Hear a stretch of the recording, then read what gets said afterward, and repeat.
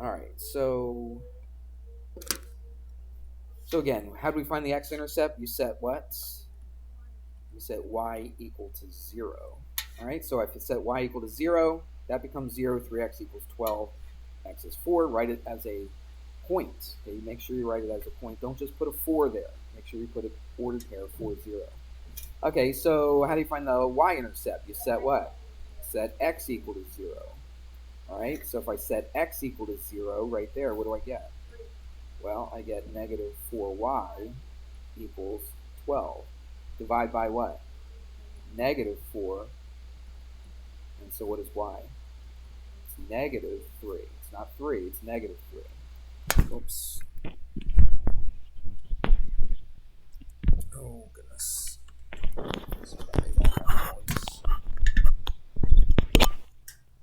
All right. Let's try this. That should sound a little bit better. Okie doke. So how do we write the x or the y-intercept? I'm sorry. Right. Remember, we said x equal to 0, so the x part is going to be 0, and the y part is what we just found, which is negative 3. It's pretty easy, right? All right. Again, you'll see questions very similar to these. They possibly could be the same exact numbers, some of them. Some of them will be different numbers, but the same kind of problem, all right? The same basic style of problem. All right. Slope-intercept form. What's slope-intercept form? Y equals mx plus b. That's right. So let's just write it right here in the middle. Y equals mx plus b. So all we have to do is just write this in this form. So really, what are we trying to do? We're just trying to solve for what? So y, right? Just get y by itself. One step and you're done, basically. But we're going to write it a little bit nicer. So what do? We got to get rid of that 3x. How do we get rid of the 3x? Subtract a 3x. Okay? And then that cancels. Y equals. Now, we could write it y minus 3x, but really, is that in this form, though? It's not. So let's put the x first. So how are we going to write this? Negative 3x plus 1. And that is all there is to that. It's not too hard, is it? Okay.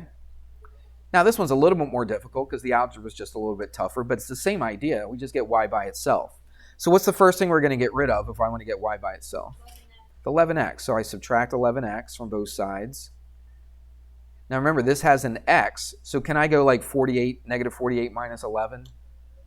No, right? I'm not going to get a negative 59 out of this, am I? Because this is an x. They're unlike terms. All right, so that cancels out. This is negative 8y. Again, I'm going to put the x first, even though it's negative 48 minus 11x. I'm going to put the x first, so I'm going to put negative 11x minus 48. We good? All right. Now we got to get y by itself. Now over here, we were done, right? Y was already kind of by itself. But right here, we have to get rid of what? The negative 8. So I divide by negative 8. Now watch very carefully. I have to divide everything by negative 8. So I have to divide this by negative 8. And what else? The negative 48, right? Divide that by 8 as well. All right, it's really important that you do that. All right, so that negative 8 and that negative 8 cancel out. So I have y equals, say it, Hunter, would you say? What happens to the negatives? Right, they cancel out or they just become positive, right? Negative divided by negative is positive. And so we're going to write it, excuse me, 11/8 and then put the x. What's that going to be? Plus 6. Plus 6, that's right. Plus 6 because it's positive. Negative over negative is positive, all right? And that's how you write it. Don't change this into a mixed number or a decimal. Everybody hear me? Because what is this? 11/8. What is it to this equation? It's the what? It's the slope, right? Slope is rise over run. So I don't want to put this like 1 3/8 because that's not rise over run, is it? Right? So we want one thing on the top, one thing on the bottom. Don't write it as a decimal because that doesn't make sense when you're thinking rise and run, right? You're thinking something over something else. Everybody got it? So just leave it like that. As long as it's reduced. Is 11/8 reduced? Yeah, 11's prime, right? So nothing else goes into 11, right? So nothing will reduce. So that's it. That's how you write the slope. We good? All right. Let me get something. Put that right there. Okay. Now this one says write the standard form. Do you remember what the standard form is? Yeah, it's ax plus by equals c. Now these are capital letters. So we want all those things to be, well, we want them integers, but the first one's got to be positive. Okay? So what does that mean to be integers? We can't have fractions, right? No fractions, no decimals. So we don't want any fractions, we don't want any decimals, and we want that a, that first one with the x, we always want that to be positive. All right?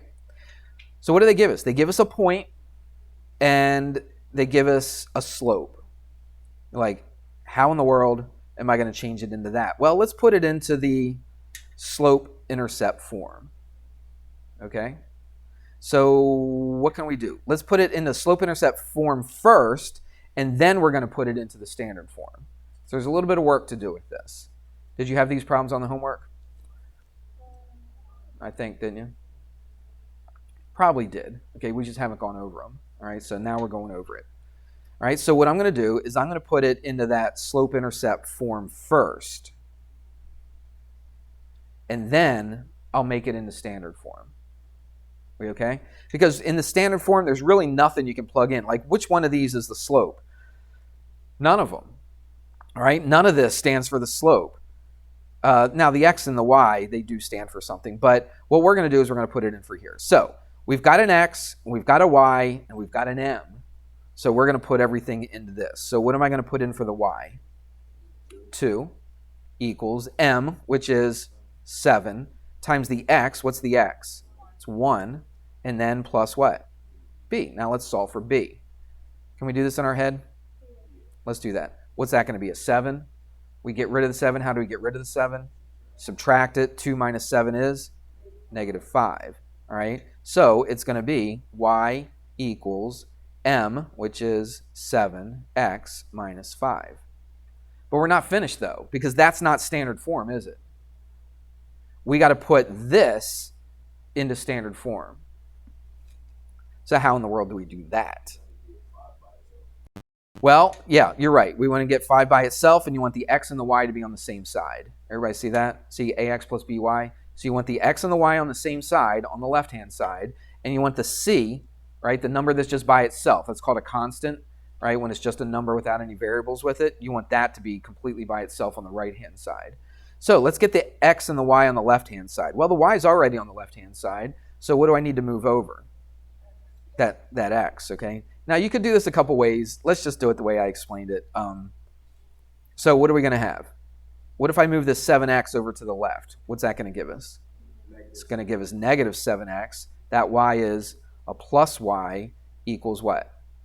-5. Now, this is close to standard form, but what do we say about standard form?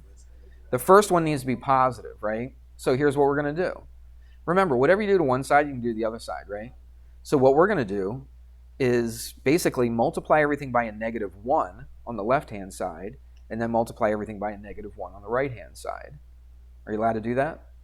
Yeah, because whatever you do to the one side, you got to do the other, okay? So why would I multiply by -1? What's the purpose in that? It gets rid of this negative, makes it a positive 7x, exactly. So if I multiply this by a -1, what do I get? But I also have to multiply this by a -1 as well. What is that going to give me? A minus y. And now whatever I did to the left side, I have to do to the right side. What's that going to give me? It's going to give me a positive 5. Now, that's in standard form.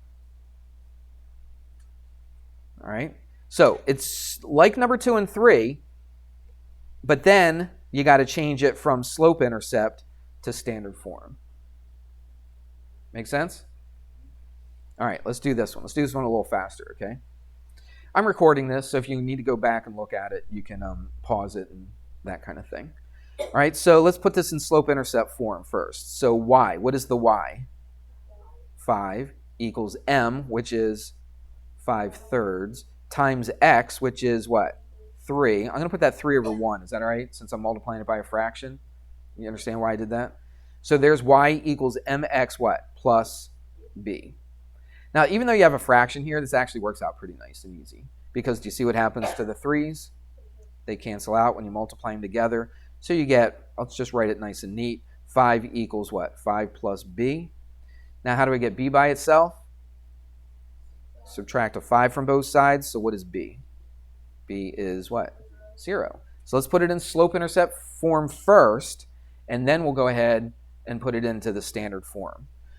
So y equals mx plus b. So y equals m, which is what? 5/3 x plus b. Well, our b was 0, so we don't really even have to put anything, do we? I don't have to put plus 0. So that's in slope-intercept form. The problem is what? I need to put it in what form? Standard form. That's right. Okay? Now, let's do something right away. Remember, there's no fractions in standard form right there. See that standard form? There's no fractions. Everything's got to be whole numbers, technically integers. It's just the first one's got to be positive. So let's get rid of that fraction. Let's change this so it's not a fraction. What would I have to do to this in order to make it not a fraction? Get rid of the what? Get rid of the 3. Everybody see that? That would make it not a fraction. What could I do to this in order to get rid of the 3? Multiply it by 3. Exactly right. So watch. I'm going to scooch this. Well, let's see if I can do it like this. I got to do that, and then I got to do that. Okay. I just moved it over a little bit so I have some room to write. So how do I get rid of this 3 on the bottom? I multiply it by 3. Why am I allowed to do that? I'm allowed to do that because if I do that to the right side, I'm allowed to do that as long as I do what? Do it to the left side. So if I multiply the right side by 3, I can do that as long as I multiply the left side by 3. Everybody see that? So now, what do I have? I got 3y equals not just 5, but what? 5x. Is that in standard form? No, because I need my x's and y's on the same side. Now, I could take the 5x and put it over here to the left, couldn't I? But then I got a negative 5x, and I got to get rid of the negative, so I multiply both sides by a -1. I could do that, or I could just do this. Take the 3y and put it over to the right-hand side. Does everybody see that? I was going to do that on the other problem, but I decided to just do it that way. Today's the 23rd. All right. So what I'm going to do is take this 3y and put it over here to the right-hand side. So how would I do that? I would subtract a 3y, come over here and subtract a 3y. What do I get? 0 equals what? 5x minus 3y. Now, I want the c on the right-hand side, so let's just write it nice and neat. It's basically the same exact thing, but it just looks like standard form now. And that right there is your standard form.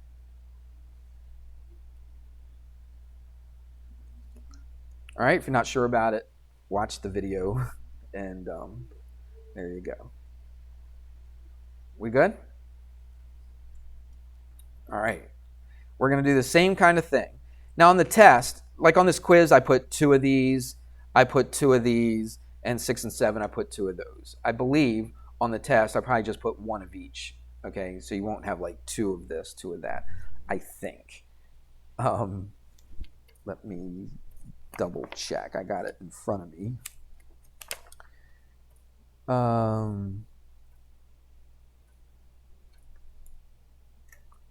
Actually, I lied. I do have 2 of each. Yep, so on the test there is 2 of each. All right, so make sure you know how to do them all.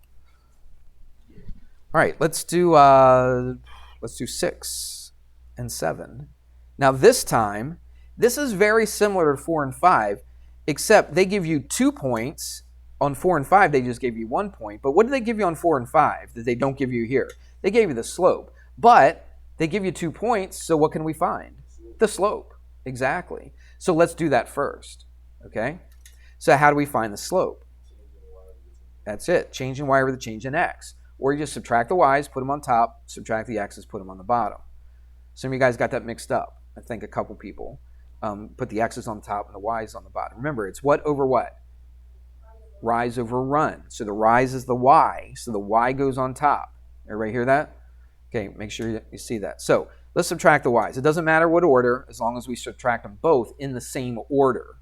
All right, that's another thing a couple people got mixed up. right? So what am I going to do? The y's. Let's do the first one minus the second one. Is that okay? So 6 minus 0. We could do that in our head, but I'm going to write it down just so you see it. And then I got to do the x's in the same order. So if I went the left one minus the right one, what am I going to have to do here? Yeah, left one minus the right one. So it's 3 minus what? 6. So what's that? 6 over what? Negative 3. And that reduces to what? Negative 2. So my slope is negative 2. So there's one little extra step that I had to do with 6 and 7 that I didn't have to do with 4 and 5. All right, because on 4 and 5, they told me what the slope was. On this one, I had to figure out what the slope is. You see that? So that's my slope. I'm going to write it with the m right in front of it. So I'm going to put it in a box. It's not my answer, but I'm going to use it. Okay? So let's put it into the y equals mx plus b form, the slope-intercept form.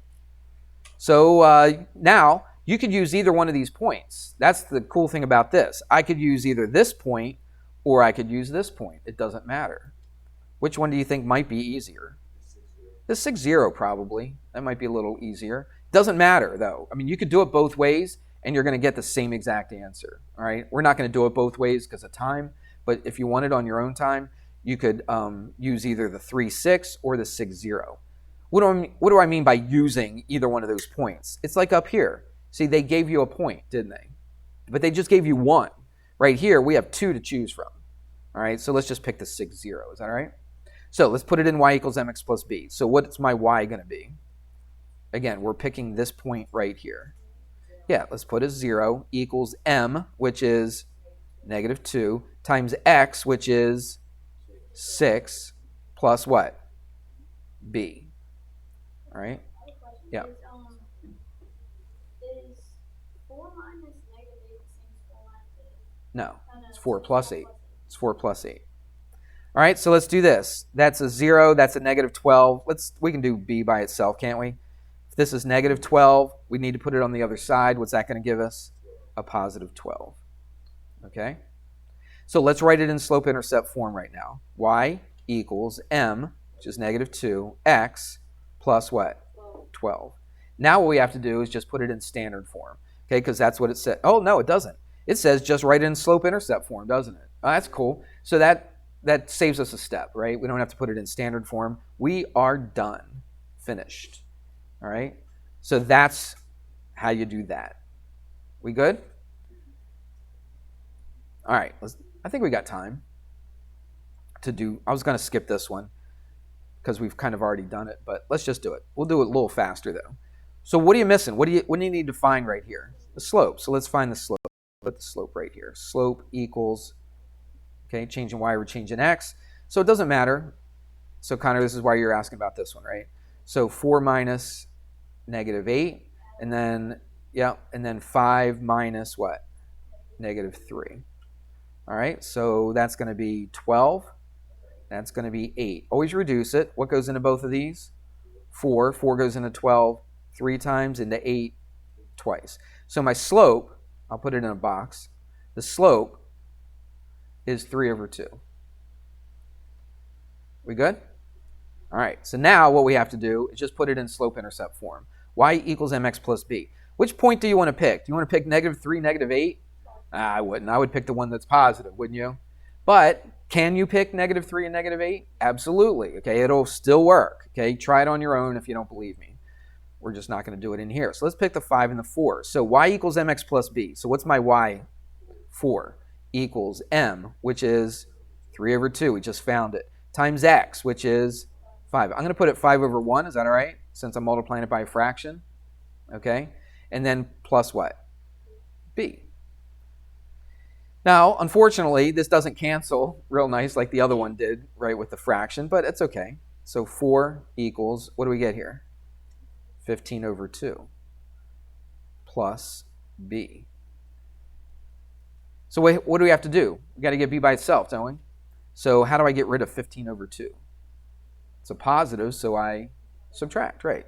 So I subtract 15 over 2. So subtract 15 over 2. You're like, Mr. Hamrick, I can't do that because it's a fraction. It's not that hard. Let's rewrite 4. How could I rewrite 4 with a denominator of 2? 8 over 2, that's right. So it would be 8 over 2, right? Somebody get that? 8 over 2 minus 15 over 2. Can we do that in our head? What's 8 minus 15? Negative 7 over what? 2. So that's our y-intercept. So we got our slope, we got our y-intercept. Now we got to put it all together. I'm going to put it in a box. The box doesn't mean that's the answer. I just put them in boxes so you could see the important numbers. Okay? Now we could put it in slope-intercept form. So y equals m. What's the m? 3 over 2 x. And then the b. What's the b? It's negative 7 over 2. And that right there, I'm going to circle that. The circle means that's the answer. Okay? Again, if I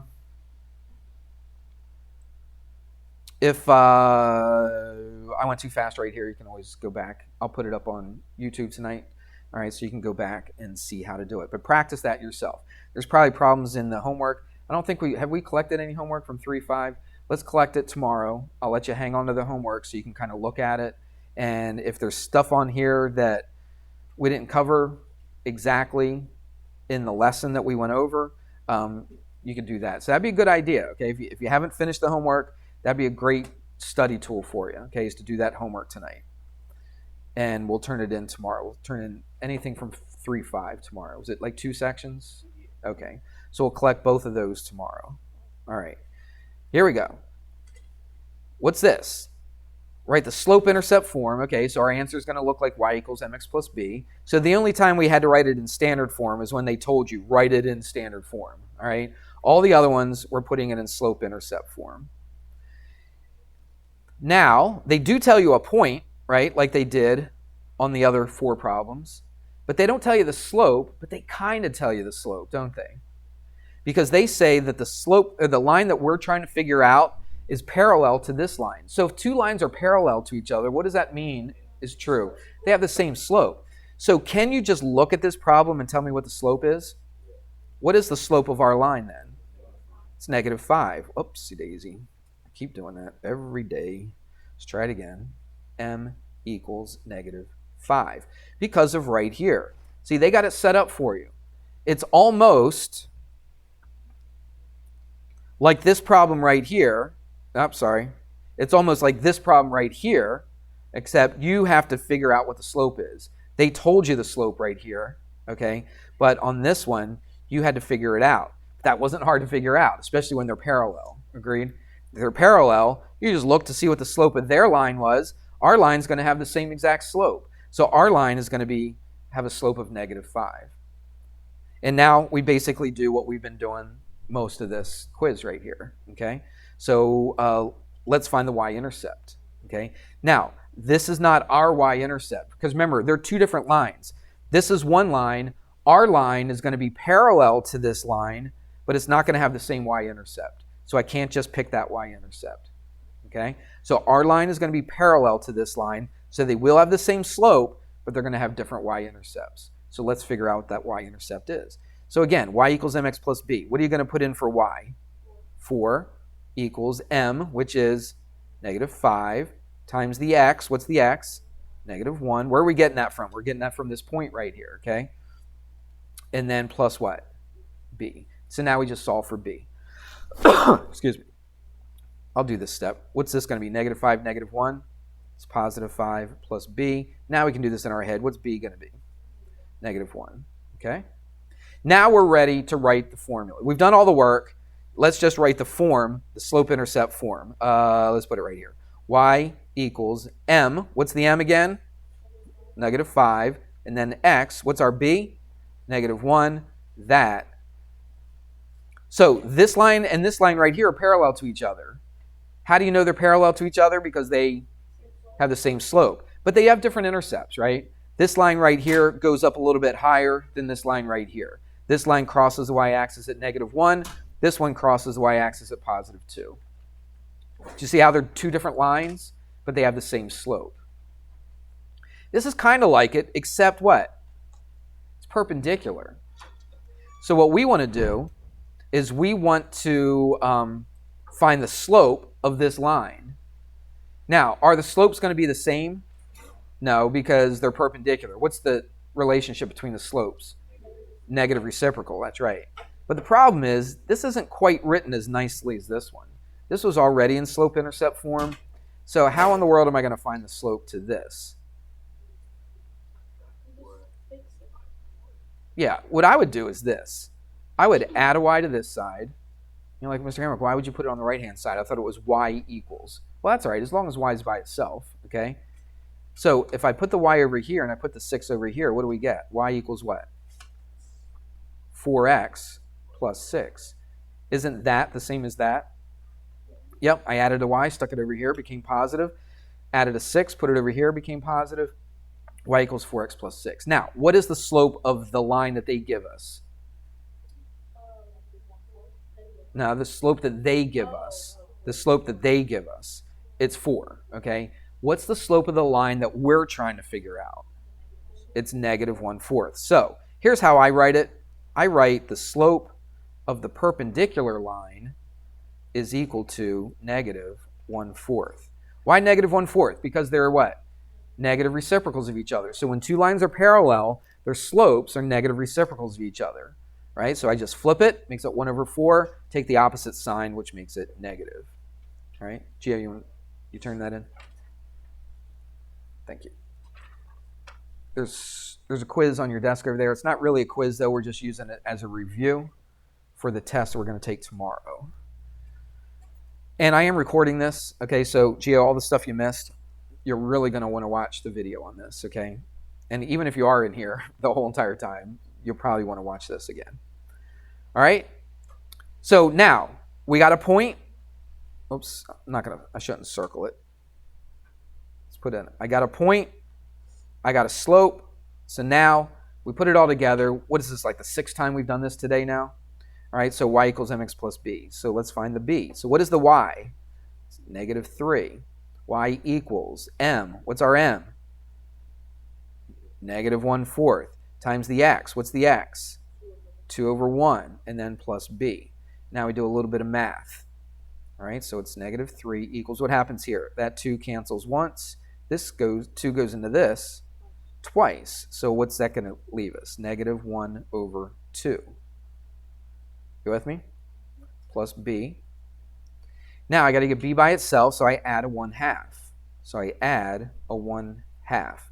But let's write negative 3 with a denominator of 2. What's that going to be? Negative 6/2. Isn't negative 6/2 the same thing as negative 3? Absolutely. Now I can add these up, though, since I have common denominator. What's negative 6/2 plus 1/2?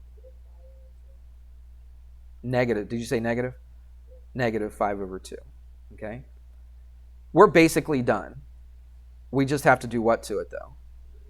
Put it in slope-intercept form. That's right. There's our slope. There's our intercept. Now we just put it all together, make it look real nice. So y equals m, which is negative 1/4, x, and then the b, which is a negative 5/2.